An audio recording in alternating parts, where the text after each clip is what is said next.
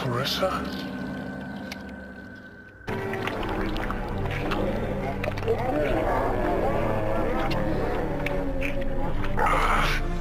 तो all right, movie की starting America के शहर कैलिफोर्निया के बेवर्ली हिल्स में रहने वाले एक बिली नाम की लड़के को दिखाकर होती हैं, जो कि वो अपने थेरेपिस्ट मिस्टर जोना के पास आकर बिली वो अंदर से काफी घबराते हुए किसी ग्रुस्म ओरजी के बारे में बात कर रहा था। मिस्टर जोना को बताते हुए कि इसकी फैमिली और इसकी सोसाइटी में आसपास में जितने भी पड़ोसी वगैरह रिया करते थे वो सभी ही नॉर्मल इंसान ना होने की वजह शॉकिंगली गुस्सम ओरजी होते हैं, जिनकी एक कल्ट कम्युनिटी बेसिकली सोसाइटी थी। वेल अब आखिर में बिली वो किस सोसाइटी के बारे में बात कर रहा था एंड उसको ऐसा क्यों लगता था कि इसकी फैमिली और बेवर्ली हिल्स में जितने भी लोग रहते थे वो नॉर्मल इंसान ना होने की वजह किसी ओरजी कम्युनिटी के रेलेवेंटली हिस्सा थे। तो आइए इस बारे में हम सभी ही बिली के फ्लैशबैक में जाकर इन सभी ही इंसिडेंट को रिकॉल करते हुए अच्छे से देखते हैं।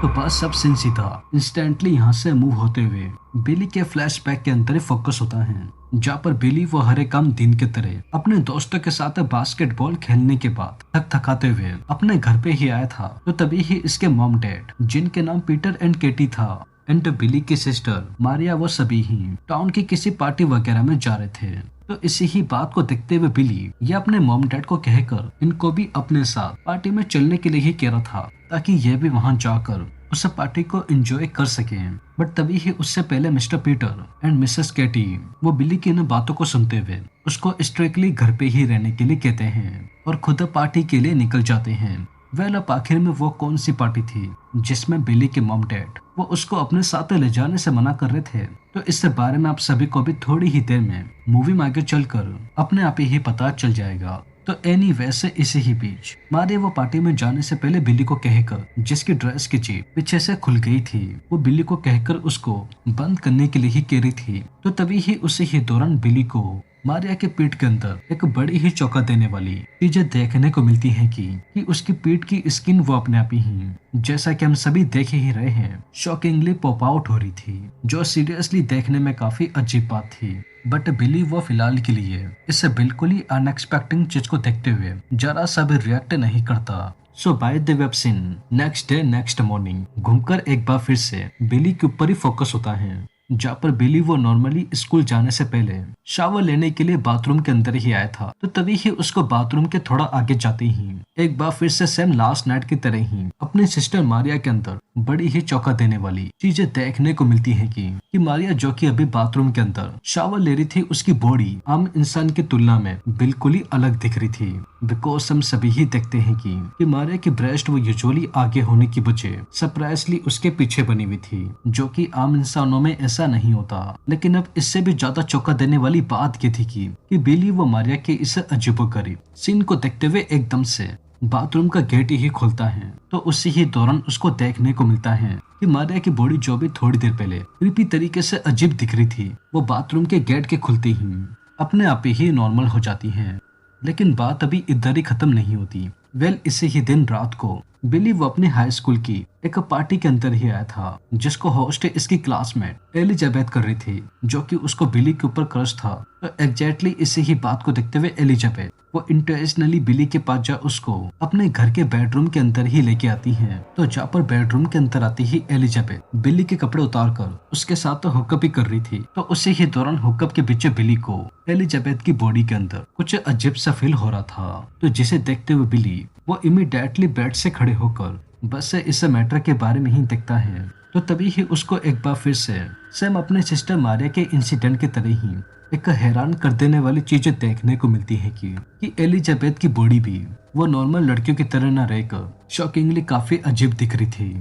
जिसमें उसके दोनों ही पैर वो सीधे न रहकर वियर्ड तरीके से उल्टे थे। तो अब इस काइंड ऑफ अनसेटलिंग सीन को देखते हुए बिली वो तुरंत ही उठकर डर के मारे एलिजाबेथ के घर से निकलकर अपनी कार में बैठकर बिली वो अपने घर के तरफ ही आ रहा था। तो उसी ही बीच वो अपनी कार को सड़क किनारे खड़ी कर बिली वो साइड में ही बने हुए एक छोटे से जंगल के अंदर जाकर टॉयलेट करने के लिए ही आया था। तो उसी ही दौरान उसको ठीक अपने सामने की तरफ सरप्राइजली एक एक्सीडेंट हुई कार दिखाई देती है, तो जिसे देख बिली वो उससे कार के पास जाकर अंदर कुछ देखने की कोशिश ही करता। तो तभी ही उसको अपना फ्रेंड टोबी, जो कि बिली के साथ इसके स्कूल में ही पढ़ता था, वो शॉकिंगली इसको कार के अंदर अनफॉर्चुनेटली मरा हुआ दिखता है। तो जहाँ पर बिली वो इससे दिल दहला देने वाले सीन को देखते हुए एकदम से भागकर काउंटी के लोकल शेरिफ को उनको एक्सीडेंट वाले स्पॉट पे ही लेके आया था, जहाँ पर बिली वो अपने फ्रेंड टोबी की डेड बॉडी के बारे में ही शेरिफ को बता रहा था। तो तभी ही उसे ही बीच आउट ऑफ नोवेयर टोबी की डेड बॉडी ही वो अचानक से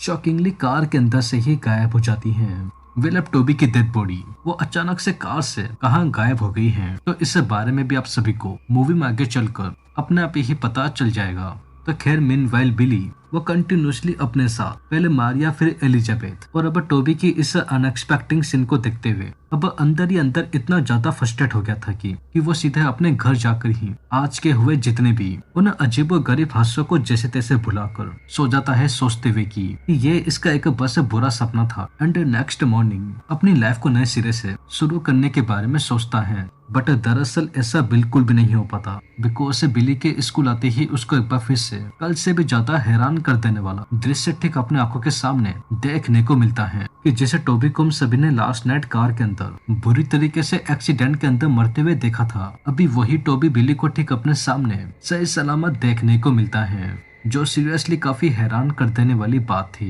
तो अब इसे होश उड़ा देने वाले सीन को देख बिली वो अंदर से बुरी तरीके से डर कर स्कूल से बाहर पार्किंग एरिया की तरफ आकर कार में बैठकर इधर से जा ही रहा था, तो उससे पहले ही बिली का फ्रेंड मैथ्यू वो एकदम से भागते हुए पीछे से आ जाता है, जहाँ पर वो बिली को अचानक से स्कूल से ऐसे जाता हुआ देख उससे इस मैटर के बारे में बात करता है। तो जहाँ पर बिली वो मैथ्यू की इन बातों को सुन जितने भी घटे वियर्ड इंसिडेंट्स के बारे में उसको बता देता है, जिनको भी हम अब तक देखते हुए आए थे। तो बस अब उन सभी ही इंसिडेंट्स को ऐसे बताने के बाद बिली वो मैथ्यू की मदद लेते हुए उन सभी ही क्रीपी लोगों के बारे में पता करने की कोशिश करता है, जानने के लिए कि आखिर में वो लोग कौन थे जो इनकी फैमिलीज मेंबर्स की तरह काइंड ऑफ रेप्लिकास बनाकर सिटी के टाउन के अंदर घूम रहे थे। तो बस सब इसी ही इंटेंशन के साथ सिन सीधा वो घूमकर रात की ओर ही फोकस होता है, जहाँ पर बिली वो मैथ्यू के साथ और कहीं नहीं बल्कि अपने ही घर पे आया हुआ होता है, जिधर वो अपने पेरेंट्स के साथ इन चल रहे इंसिडेंट्स के बारे में बात करने के लिए आया था। तो बस इसी ही बात को अपने दिमाग में रखते हुए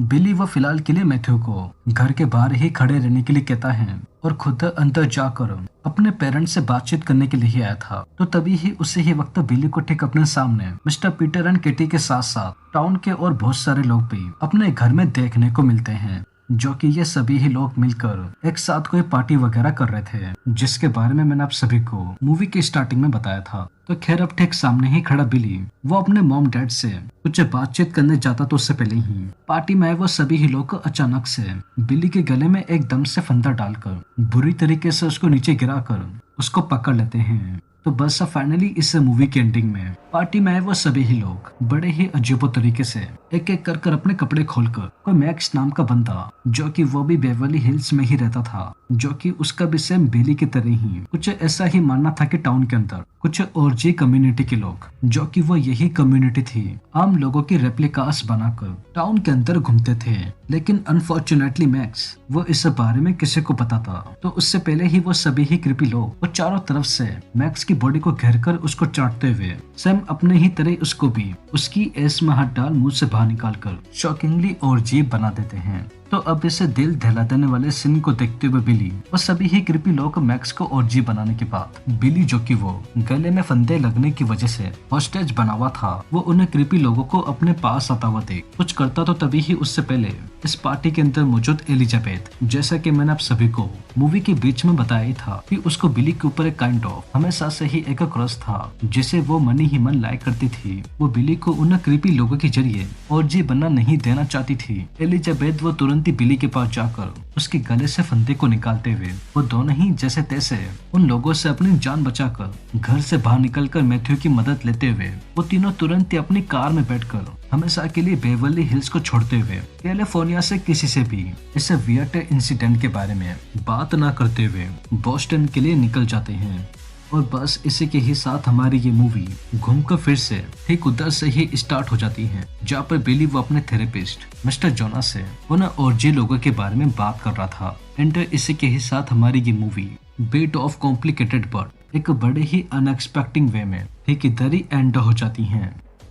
तो वेल दोस्तों, यही थी सोसाइटी मूवी की एक्सप्लेनेशन एंड आई होप आप सभी को ये वीडियो जरूर पसंद आई होगी। और अगर वीडियो पसंद आई हो तो चैनल को सब्सक्राइब किए बिना और वीडियो को लाइक किए बिना बिल्कुल भी मत जाइएगा, क्योंकि मैं अपने आने वाले वीडियो में ऐसे ही और मूवीज की एक्सप्लेनेशन लेकर आता रहूंगा। तो तब तक के लिए टेक केयर